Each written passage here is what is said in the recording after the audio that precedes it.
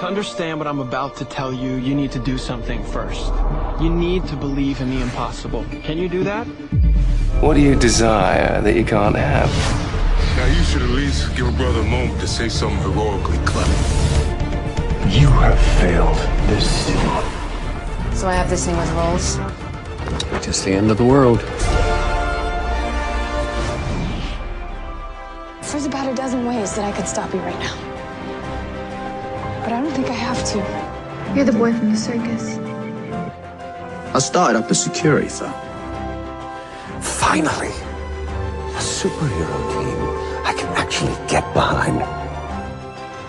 In the future, my friends may not be heroes, but if we succeed, they will be remembered as legends. Welcome to the DC TV report for the week ending Saturday, January 25th, 2020. I'm Little Eddie O'Hare, aspiring professional fanboy. And now I don't know who I am. I'm Sarah Netzley, academic by day, writer by night. We're here to bring you recaps, news, and commentary for all live-action television shows based on DC Comics. And we've got 5 new episodes. We're back in it, back in the saddle. Giddy up. Yes. Ed, this is going to be a weird show. Yes, we've got a premiere and a series penultimate episode. Oh boy, Sarah, I apologize. I apologize to the listeners. We are a bit off this week. We're recording at a weird time of day on a weird day. Yeah, so usually we record Saturday mornings. Recording this late on a Thursday night, because of Poland, because Poland has failed me, as I should have known. I mean, if any country was going to let you down, did you kind of have your money on Poland, just low key? I mean, you know what? Let's not drag out the history. I don't think that's fair. So yeah, basically, I like to see all of the Oscar-nominated movies, and there's a movie from Poland called Corpus Christi. And according to the website of the movie's distributor, the only showing in America east of Iowa before the Oscar ceremony is at 11 a.m. this Saturday, the 25th, in Stamford, Connecticut. And because I'm a crazy person, I have a problem, Sarah. I have a problem. So yeah, I am making time to make that viewing so I can finish my Oscar challenge for the 4th year in a row. Okay, so I don't want to jinx you, but have you purchased your ticket already? Oh, of course.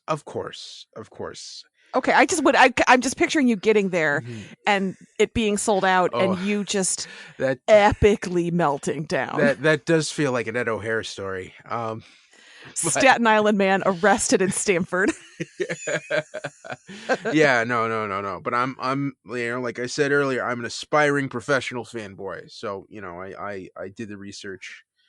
I made the purchase. I got the screen cap of the webpage. So, I have a barcode to show them proof. So we're good. We're good. So Iowa's not that far from me. It makes me want to just bop over to Iowa to be like, hey. I'm not. I haven't seen the new Star Wars movie yet. I haven't seen Little Women. I'm not driving to Iowa to see Corpus Christi. Yes. Okay. Well, thanks everyone for listening. We're going to talk about some DC Comics television in a bit. What if we just talk about the Oscars? No.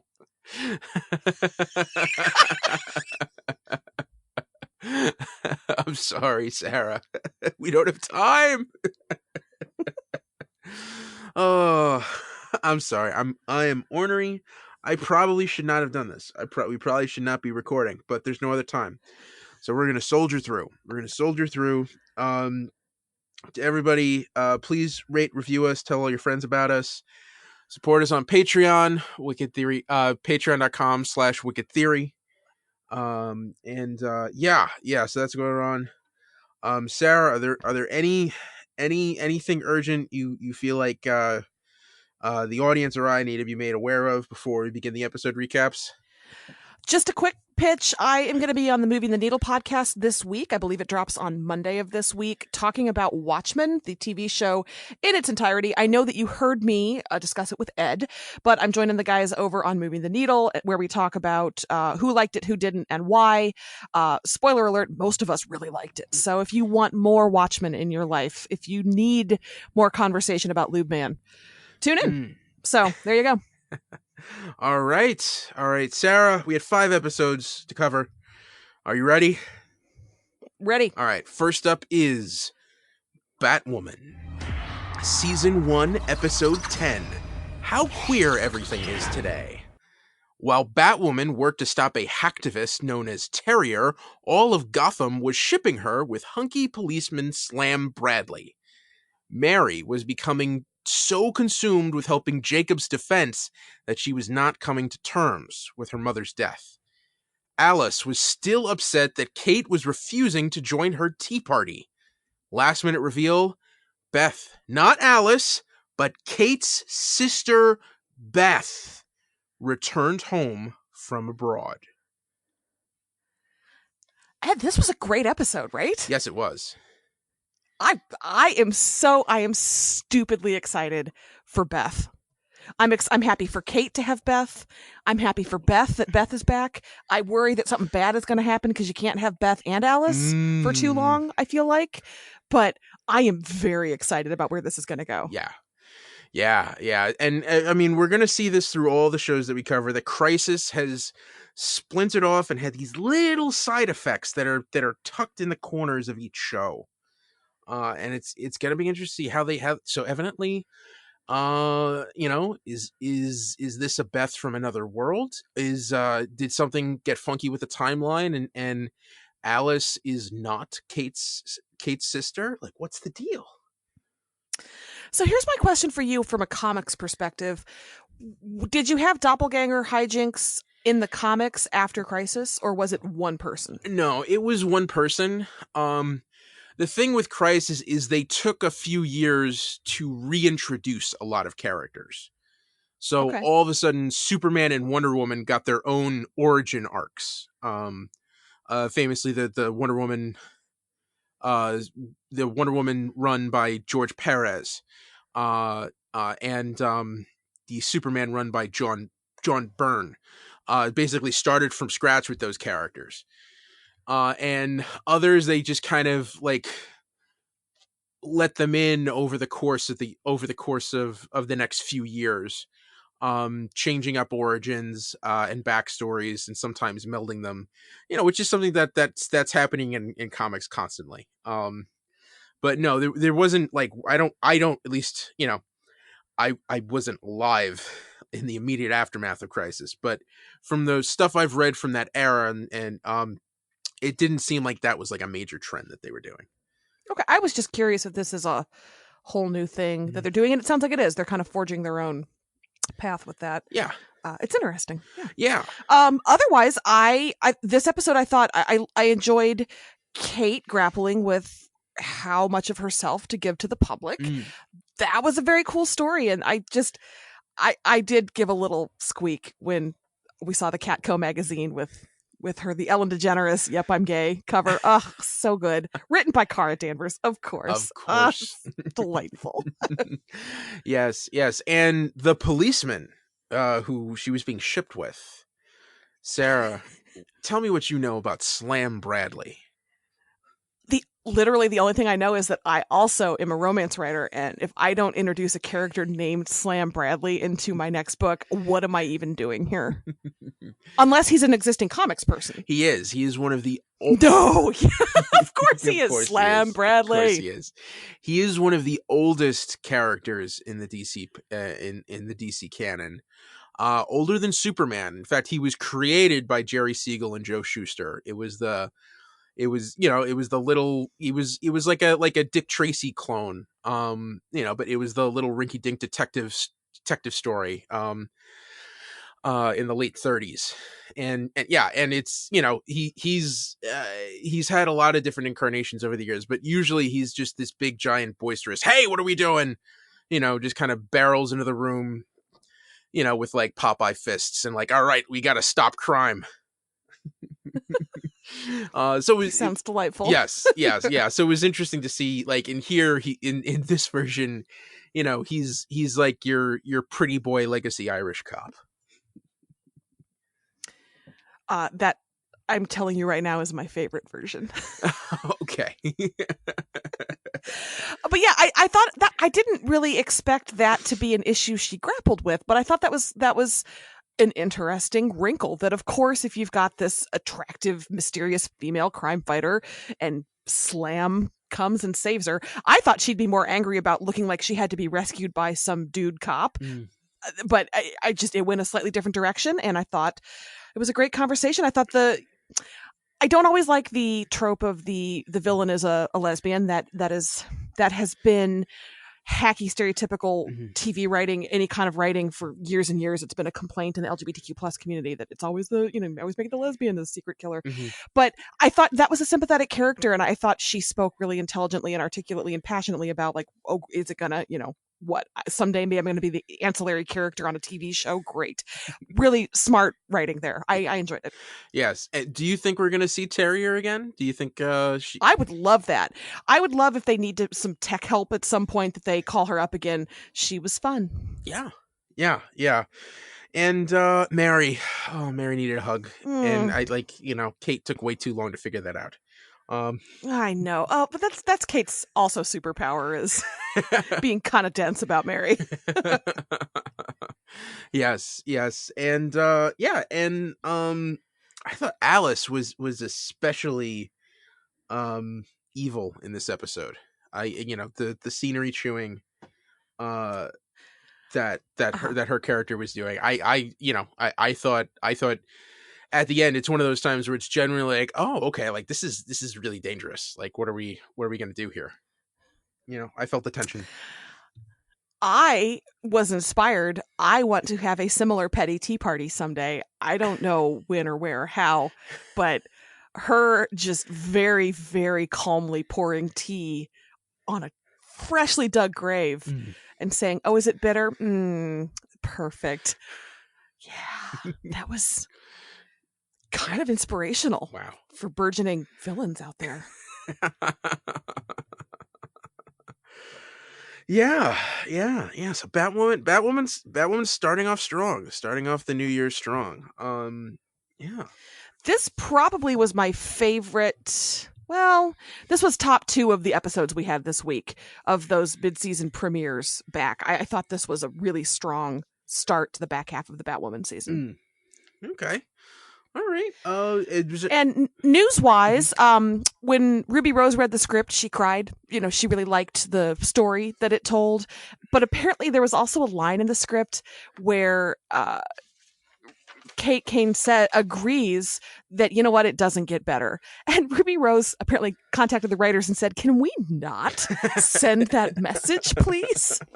And they said, oh, okay, you're right. So apparently there was a rough cut that could have been a little more depressing, but I think the message it sent was quite nice. So yeah. Good work, Batwoman. All right. Moving on to Supergirl. Season 5, Episode 10. The Bottle episode. Everyone who remembered pre-crisis was very skeptical about trusting Lex Luthor. Multiple versions of Brainy survived the crisis and showed up at the DEO. Andrea turned to her college mentor, Gemma Cooper, for help boosting sales of Obsidian. Last-minute reveal, after offering Lex his help fighting Leviathan, Brainy was instructed to find a doppelganger from the future. When? Okay, this is the second episode that makes me really want next week's episode. Because they introduced something in that last-minute reveal that was really effective.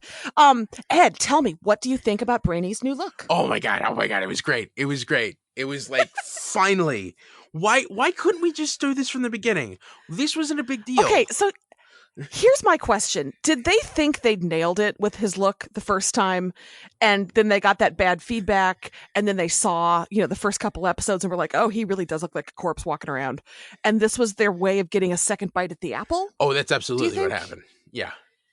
Yeah, that's absolutely. Why didn't they just slap green grease paint on him to begin with? Well, I will say, for all the guff I may have given about, the way he looked before this episode, the way that they tied it in and showed that those 3 dots on his forehead, actually served a purpose, and the way they actually brought it through the character development, I actually thought that was very inspiring and clever.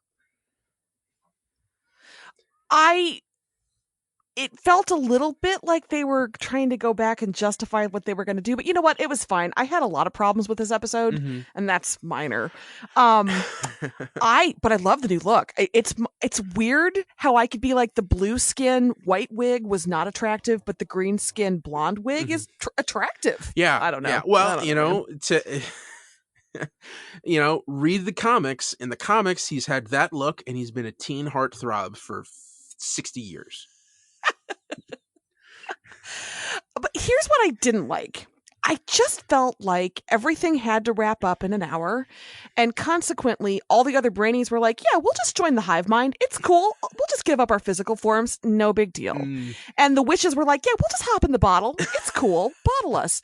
None of those people would agree to just get gone so easily. It was so bafflingly simplistic, right? Yes, I think it was convenient. However, I mean, because they're part of the big brain, I don't think we've seen the last of those characters. I'm pretty sure that they will pop up, even if they're showing up as visions to Brainy to help guide him along the way, especially the female Brainy.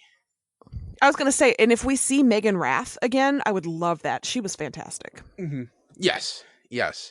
The rest of the episode... And for those who don't know, that's his actual sister. Jessie Rath plays Brainy. Yes. Megan Rath is his sister, and she played female Brainy. So if you were wondering how they found somebody who looked so much like him, they didn't have to look that far. Yes. Yeah, I will say the rest of the episode...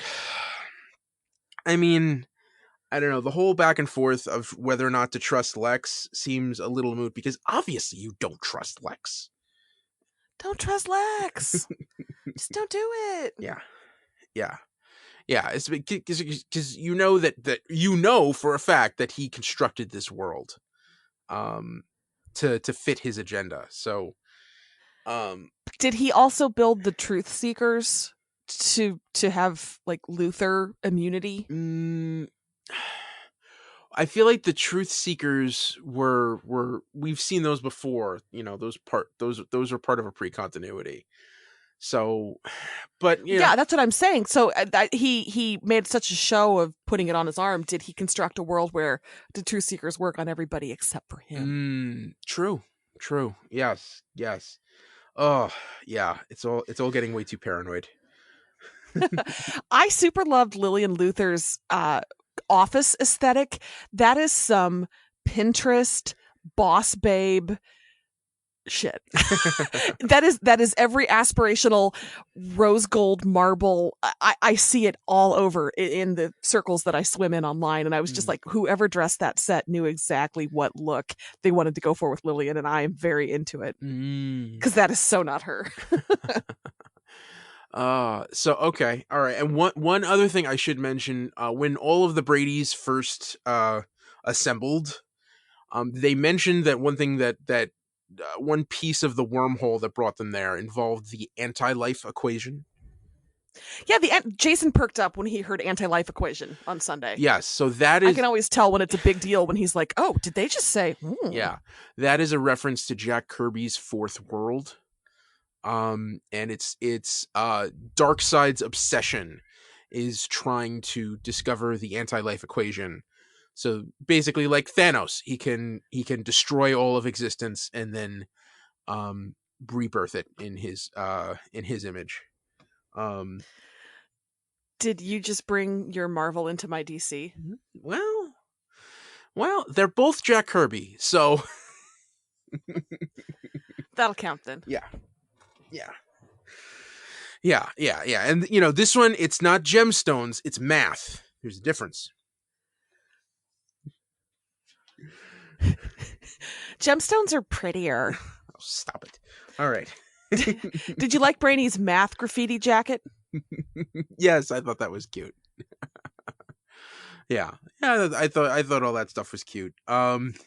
You could tell, like, I was expecting more and more brainies, but you could tell they were kind of running out of ideas of like, okay, how do we make this one different? And one of them they just killed off before we really got an explanation of who he was. So, oh Yeah, eye patch Brainy. yeah, We saw him very little. and I did mention it in the recap. And there was only 2 scenes between Andrea and Gemma, and it felt like they were setting up something that's gonna come back to bite us down the line, but we didn't really get too far into it.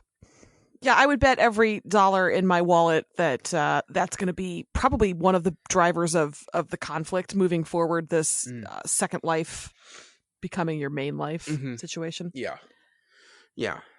Oh, and I'm sorry, I forgot, like, the whole big giant. I mean, the reveal of Wynn at the end was big, but I feel like the other thing is that Brainy broke up with Nia because, like, the other Brainies told him he had to. Okay, can I say a quick thing about that? The other Brady's told him he had to. Yeah. Listen, you can't sit with us. I felt a little strange about everybody telling Brainy, take off your inhibitors. We will love you no matter what. Like, we will love you. Mm-hmm. That's a nice sentiment, but yo, you don't know. Yeah. I felt like that was kind of like, I'm sure I'm being humorless and uptight about this, but like, what if he did become genocidal? This whole episode was so easy and so surface, and Supergirl can be better, and it can be better than this. That was frustrating. Yeah. But I guess he just immediately agreed with Lady Brainy and just broke up with everybody, and it's just going to work for Lex. Like, what? Well, we'll see. We'll see. I'm hoping this isn't a case of like, the schizophrenia, it's not a problem. You don't need the meds. Let's hope it's not that. Let's hope. Let's hope. Here's hoping. I just want a better episode next week. So, all right. Any news for Supergirl? No, other than me hoping for a better episode next week. All right, then we're moving on to Black Lightning, Season 3, Episode 10, The Book of Markovia, Chapter 1, Blessings and Curses Reborn. Jefferson returned blabbing about Crisis, but no one understood what he was talking about. Jennifer was determined to kill Agent Odell. Anissa organized a resistance mission to rescue detainees. Lynn had a bad case of the DTs. TC showed up at Gamby's shop, lost and looking for purpose. Last minute reveal, Jennifer took her shot at Agent Odell, but missed because he was a hologram. Dun, dun, dun. I just gotta say, the levels of classification I have to go through in the Black Lightning episodes to get to the title. Yeah, they really have gone hard into that naming scheme. Season 3, Episode 10, the book, the chapter. The verse, the stanza, the syllable. Yes. So, Ed, we got Lynn's DTs. We got it. Was it as awesome as you were hoping? If by awesome you mean awkward. I like that she immediately appeared in a tattered sweatshirt. Yeah. I mean, this really felt like an episode of a show that would have aired on Fox in the mid-90s with an all-black cast, where just someone, one of the characters who's addicted to crack all of a sudden is going through recovery.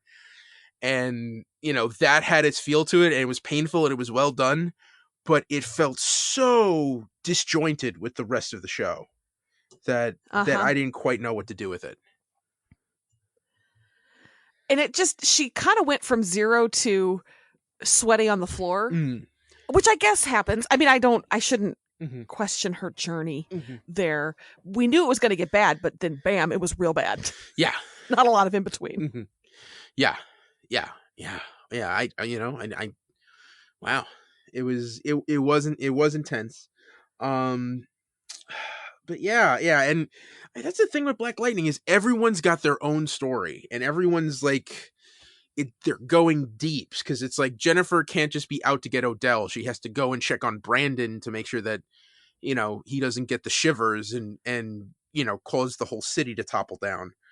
And Anissa has the whole thing going on with the resistance, but she has daddy issues of her own, don't step on my pedestal. And it just feels like I just wish that there was a little bit more connective tissue and we were dealing with like 3 storylines an episode instead of 5.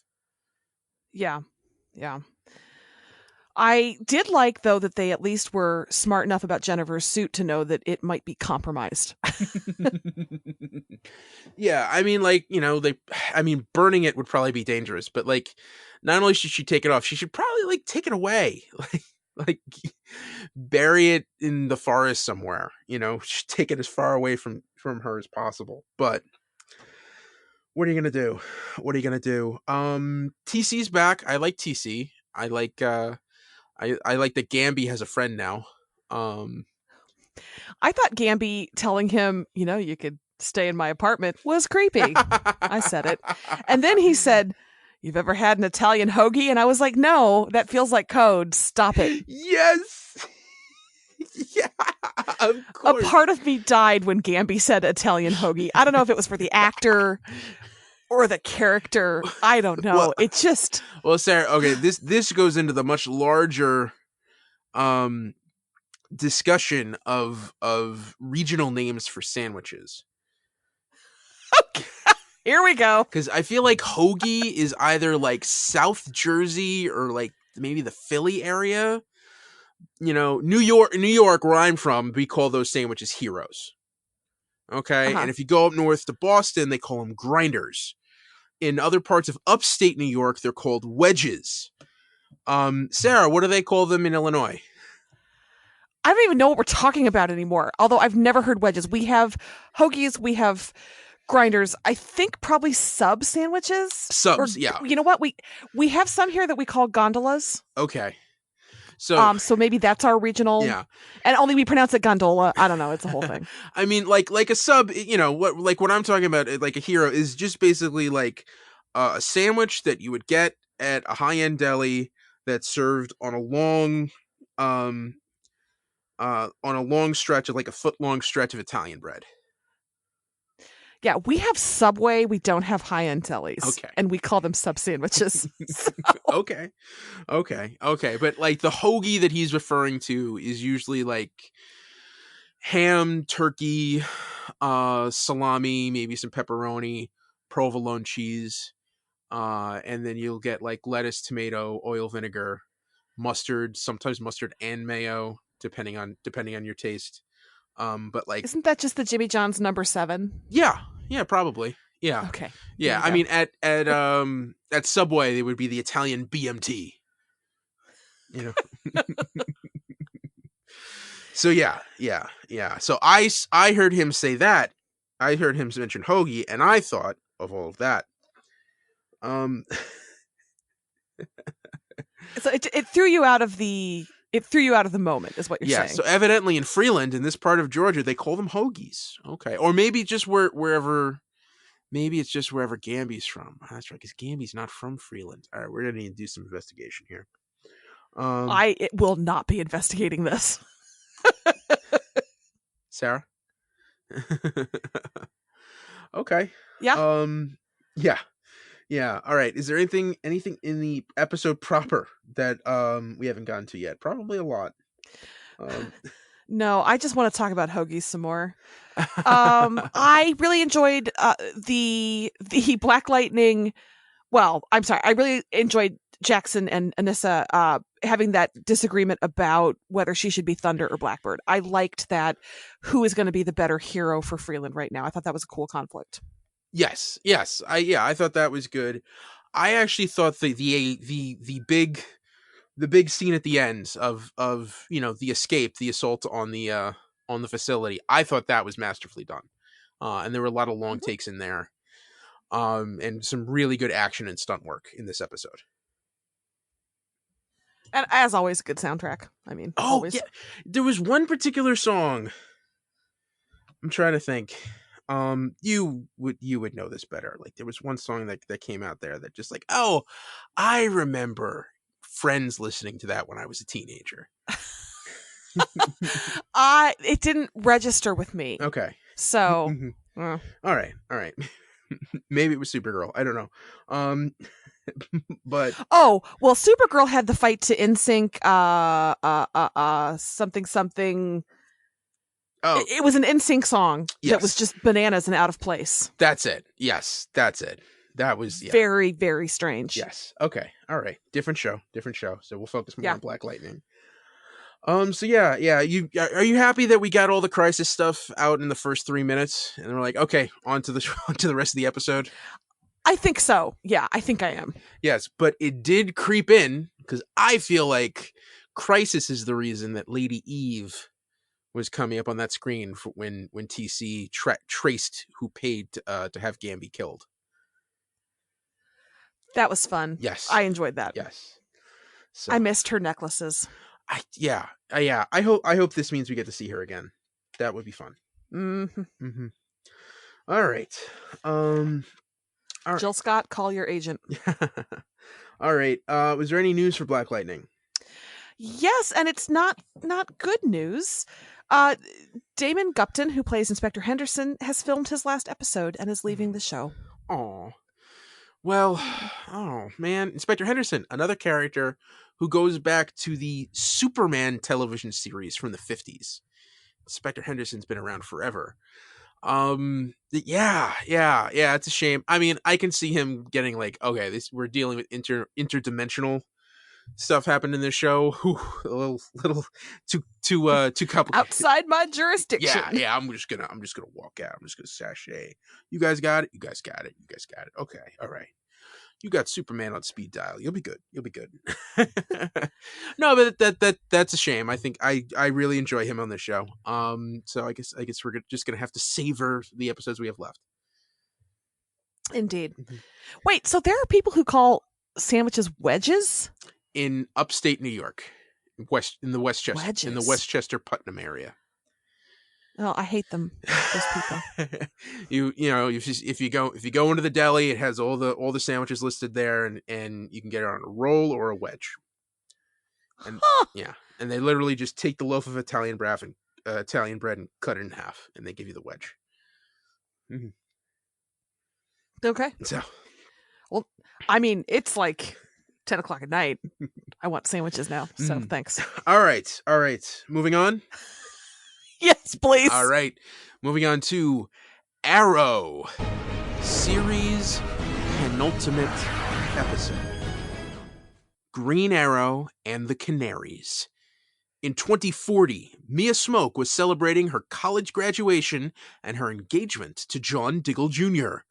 Laurel showed up in town with headlines from the future and used an electronic memory touch thingy to enlist Dinah and Mia to help rescue the kidnapped Bianca Bertinelli. Last minute reveal, John Jr. was pulled out of bed and given the memory touch thingy.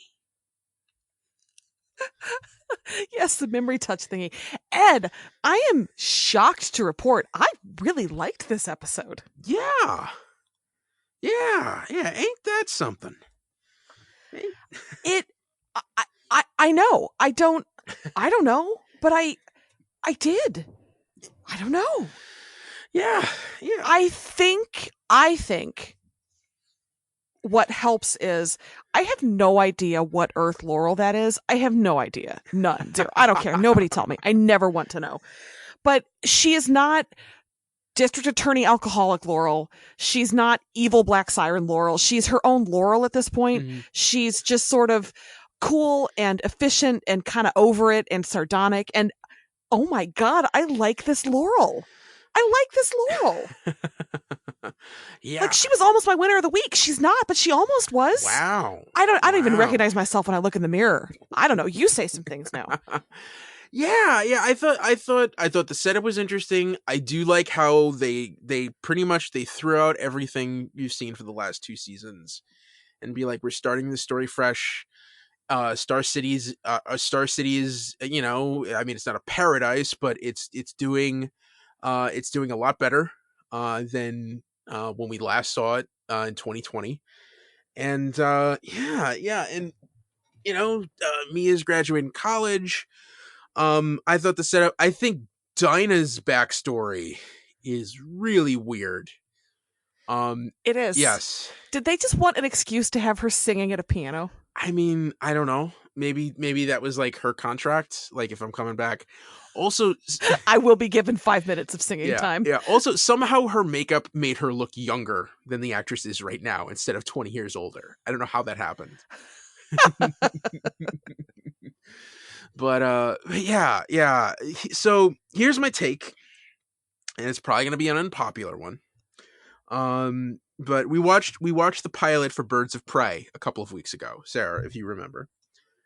Uh-huh.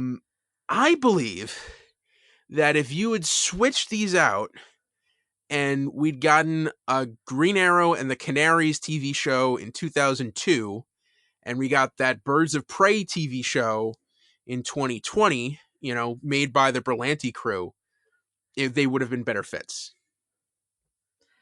I can see that. I could definitely see that. Because this one, it's scaled down. They don't have all the metahuman stuff. There's still a lot of technology. It's set in the future. The one thing that really bothers me is that because it's set in the future, you're really kind of hankered because you have 4 other shows going on in the same universe that take place 20 years earlier. So, I feel like that kind of hampers you in terms of what you can do with like guest stars and crossovers. And to me, it just makes the logistics feel a lot more complicated than it has to be. Yeah. And that's always been my concern. And yet I still enjoy the episode so much more than I expected to. I just can't explain it. At one point, they were all 3 on motorcycles, and I was real into it. I don't know. I don't know, man. Yeah, the fight scenes At one point, they made fun of the bad guy for getting dumped, and they all were just like, "Oh, did you get dumped?" It was great. I was really into it. And the clothes were pretty. I don't know. I'm simple. I'm very simple. I'm very easy. Yes. There's going to be a love triangle. She got engaged to one guy who's nice, but he got his memories back, and maybe he's evil, and she remembered loving the other guy, and I'm into it. Yeah. Also, don't you remember that whole thing when Diggle said last week, Connor's gone, and then Connor shows up in this episode? It's like, yeah, Connor's not gone. Okay. Yeah. All right, maybe he just went for a walk around the corner, pick up some scratchers. I don't know. I sent Connor out for scratchers. He never came back. Yeah, more Marvel in your DC. But all right. So Green Arrow and the Canaries, not bad. Let's see. Not quite enough William for me. I always like William. I love that they still have the Hosen. I love that they call it a pet rock. I love that there's a connection with the bad guy's tattoo. There's a smoke tech in the future. I love seeing William and Mia's childhood picture in her bedroom. I just was into it. I don't know. Yeah, I think it was a decent pilot. Especially because they already approved the other superhero pilot. I'm saying this one is probably on the bubble. It's really going to depend on what the fan reaction to this episode is. So I guess we'll just have to see. But I definitely want to see more from these characters. I hope if the show isn't picked up, that we'll get back to this somehow through Legends. Or something else. Yeah. I feel like we had. Yeah, I'm glad that Zoe's alive in this universe. Yes, whatever. Yes. Yeah, we had 2 really solid episodes. That really showcase female superheroes. Dealing with street level thugs. Yeah. Good. It was good stuff. Good. Any news for Arrow? Yeah, so Stephen Amell sat down with Michael Rosenbaum for his Inside of You podcast, which is a good celebrity interview podcast. And he actually walked out of the first recording session they did. And it turns out it was kind of a panic attack. They were talking about how he was dealing with the end of Arrow, and he hadn't really processed any of it yet. And so he came back a couple weeks later, having, I think, kind of grappled with that part of his life being over and moving forward to other things. And he sort of explained what happened there, but he he was pretty honest about Arrow season 8, that he pretty much only did it for money. They told him how much it would be to just end at 7 and how much he'd get if he did 10 more episodes. And he basically said it would have been financially irresponsible of me not to do those 10 episodes. And he was like, yeah, we did. I'm really proud of it, but it was the money. So at least he was honest. Wow. So yeah. So let's see what else. He had some complaints about filming the death scene for the crossover, that it was tough because he often didn't have people from the other shows there with him to act off of. So he had to like die with tennis balls in his eye line. So that wasn't great. Yeah, just really, really honest there. And I guess he knew that there weren't going to be any shirtless scenes in this season 8 of Arrow. So he kind of let himself not go, but he didn't work out as hard, you know how it works, and was just kind of feeling low and down about himself and this and that. So I think Stephen Amell has been through some stuff, but he seems to have come out to a happier place in the end. You know, it's nice to see that he's going to take some time off and relax by, you know, doing another TV show where he plays a professional wrestler, you know, and just in Speedos. Like he's going to have to be back in tippy top shape. Wow. Yeah, I started listening to the beginning of this, and I unfortunately did not have time to get through most of it. But like wow, you know, I hope he's getting plenty of hugs.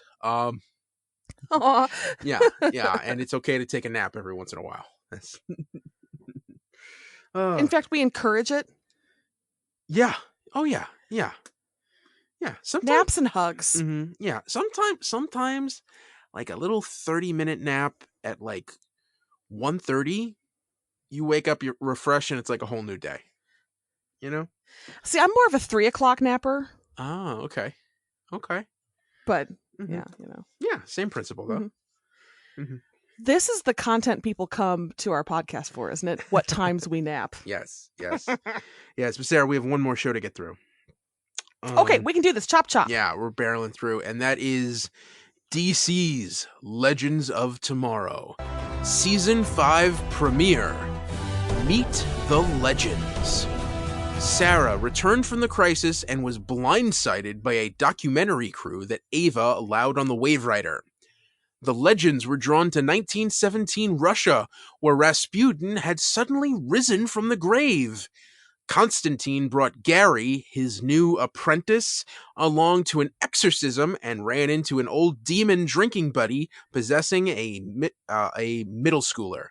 Last minute reveal, Nate watched a secret message from Zari, having no idea who she was.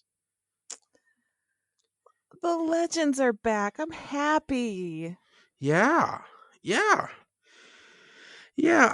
I had a bit of a rough time with this episode. I didn't love it as much as I wanted to. I really thought I would be all on board, and I'm not sure where the disconnect came for me. Did you pinpoint what it was for you? Well, okay, so I thought all the Rasputin stuff was fun, but it feels like a little bit of a rehash of, you know, this is what the Legends do. Did nothing really seem to like jump out is unique to me. But the real thing that was kind of bothering me was all of the emotional stuff that Sarah was going through. I think was absolutely necessary, but it wasn't landing for me. And I felt just as rushed as she was, as she did in those scenes. And you know, I just wish there was a different way for her to kind of mellow out and give that sentimentality its proper due. But really, the characterizations of some of the characters felt very cookie cutter to me. Yeah, like it was almost a reintroduction of everybody, or well, I feel like Ava is completely lost now. Like I don't know what we're doing with that character. I feel like she doesn't really have a purpose. It almost felt like the original Star Trek, where Dr. McCoy was either as wise or as dumb as the writers needed him to be that week. Well, you know? It's Supergirl is like that. Kara is as strong or as weak as the writers. If they need to get her trapped under concrete, they will, even though she's Supergirl. Yeah. But for some reason, I feel like she was trying to keep everyone together, And I feel like she's more put together than that. At least Yeah. The way she's kind of coming apart with the seams, it felt out of step with her last season. Do you know what else is out of step? What's that? Ray murdering a guy? Oh, yeah. I mean, he didn't. It's Rasputin. I don't think he understood what he was doing. I think he was confused. He was a little loopy, and Sarah just told him to grow. No. The actual quote was "Get big, Ray." I thought about that quite a bit afterward. Thank you. They used him as a tool to murder. You can't do that to Ray Palmer.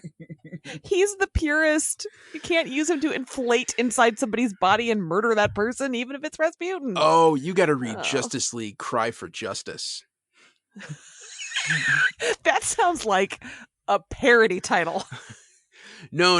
It's where a small faction of the Justice League went rogue because they didn't trust what the rest of the league was doing, and they kidnapped they first off they capture a bad guy, and they're torturing him for information. This was written in the mid to late aughts, and yeah, so there's a scene where they're torturing this guy for information, and they just put Ray Palmer in his ear, and he jumps around inside the guy's brain until he talks. Oh no. Oh. Yes. Oh. Yes. Also, while we're dealing with small guys who do terrible things, Henry Pym, Ant-Man in the comics, beats his wife. Just saying. That took a turn that I wasn't expecting. Okay. Look it up. No, I know. This was a thing when the movies came out. Yes, I remember. So yeah. Hey, so this episode was set in that same theater set that every other Arrowverse show has used this season. I swear to God. I know that I'm on a one-woman crusade about this, but that is 5 for 5. I think was Batwoman in there? Definitely there's 4 of them that have been there. I see you, CW. That's all.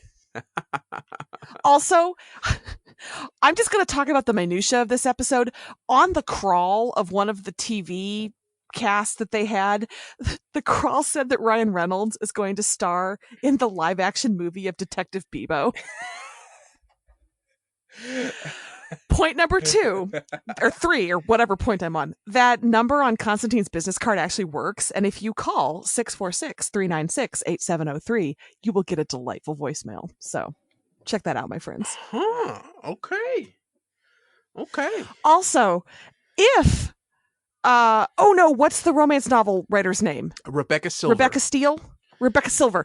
If Rebecca Silver really does write a Rasputin romance novel, I can think of about a dozen ways that Romance Land Twitter is going to drag that book from beginning to end without even breaking a sweat. I would encourage Rebecca Silver to not write a Rasputin romance novel. Just don't. That's the third rail of romance. Don't. Oh, okay. Don't. Okay.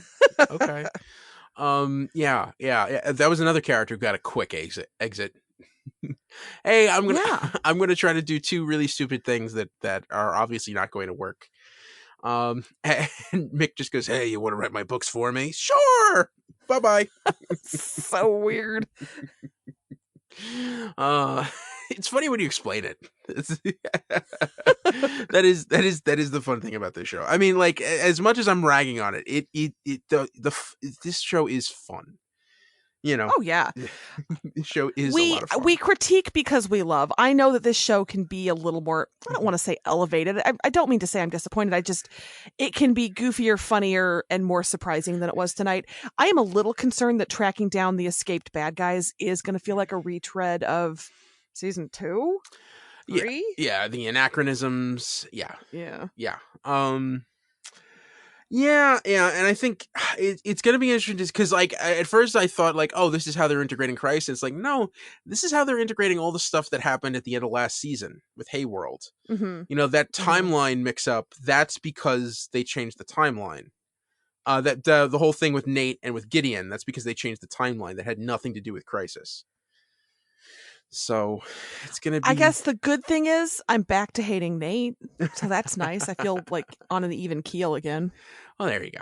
Hating is a strong word. He's just not my preference for legend characters. Okay. What do you think of Bayrod?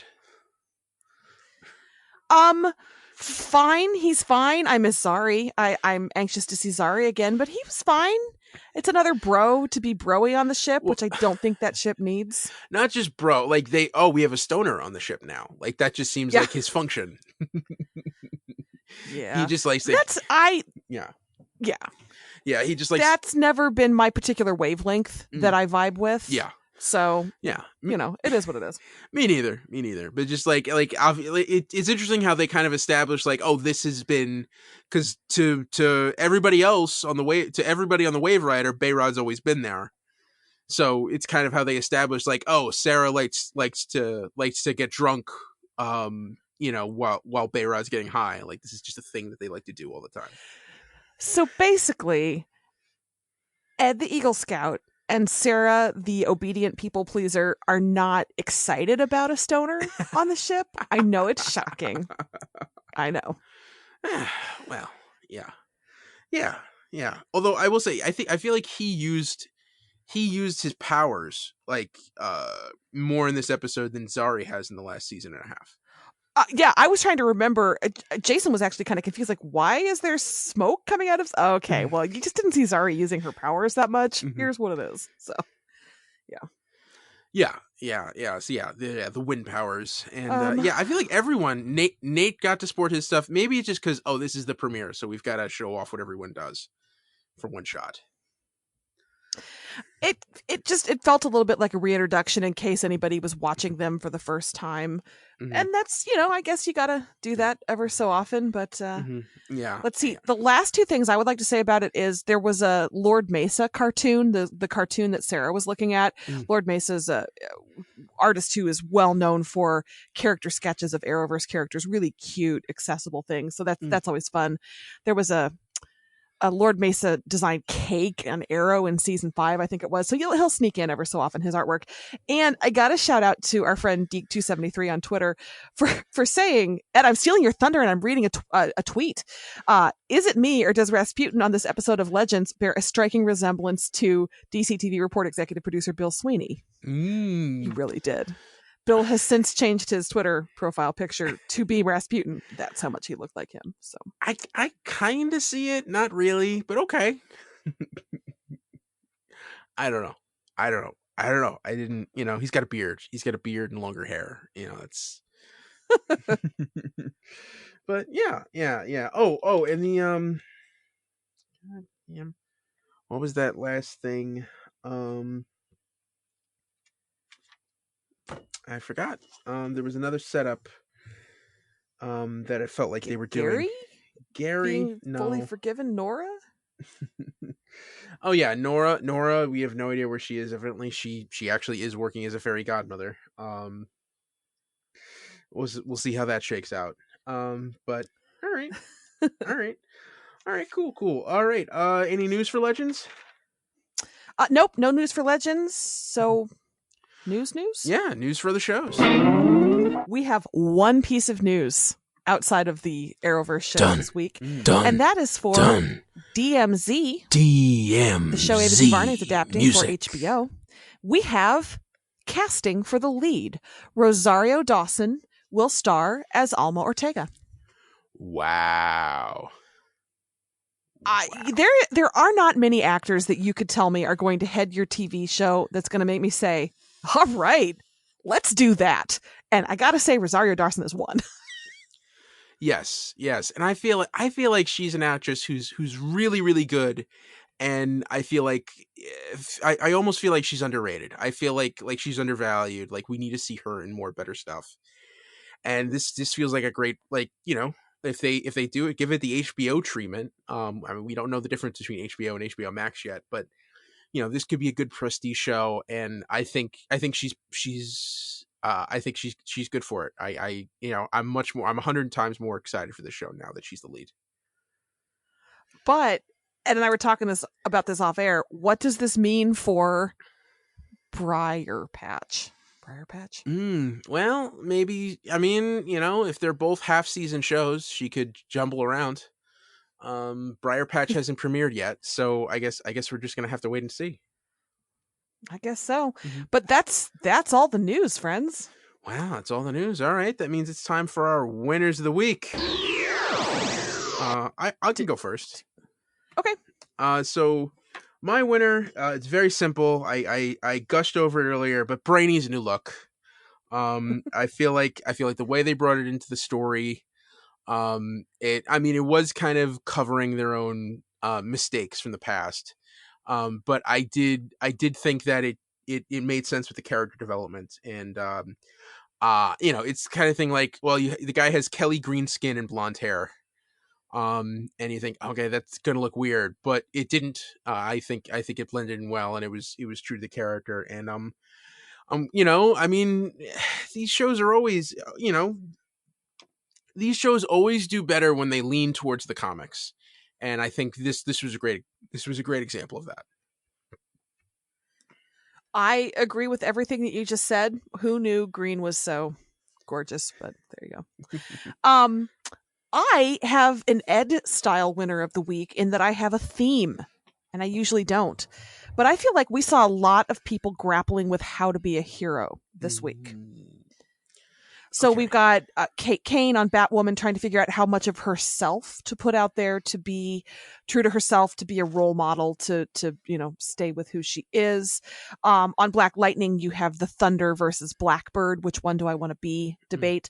On Arrow, of course, you have Mia Queen. We didn't even talk about that. She's going by Queen now. Actually realizing, I was a superhero. I could still be a superhero. And those are the three that really stood out for me. You can see elements, I think, in all the shows, but those were the three that popped this week for me for those how to be a hero concerns. Cool. All right. Yeah. Hey, I don't mean to jinx it, but we did 5 new episodes in under an hour. Yeah, I know, right? It's insane. Maybe we're mighty. Maybe we should get under the gun more often. All right. Maybe we should record at the end of a workday more often because we're faster. I remember I'm an hour ahead of you, so I'm just ready to collapse right now. Thank you so much. Thanks, everybody. That's the DC TV report for this week. You can find us on Twitter. I'm at Little Eddie O'Hare. I'm at Sarah Netzley, SARANETZLEY. And follow the show on Twitter at DCTV Report. Send along your emails to dctv@wickedtheory.com. Also, be sure to subscribe to our show on your podcast app of choice and rate and review us. That helps more people find us. Check out our sister show, The Wicked Theory Podcast. This has been a Wicked Theory Studios production. Executive producer, Bill Sweeney. Visit us at wickedtheory.com. Shazam, everybody. Shazam. Shazam.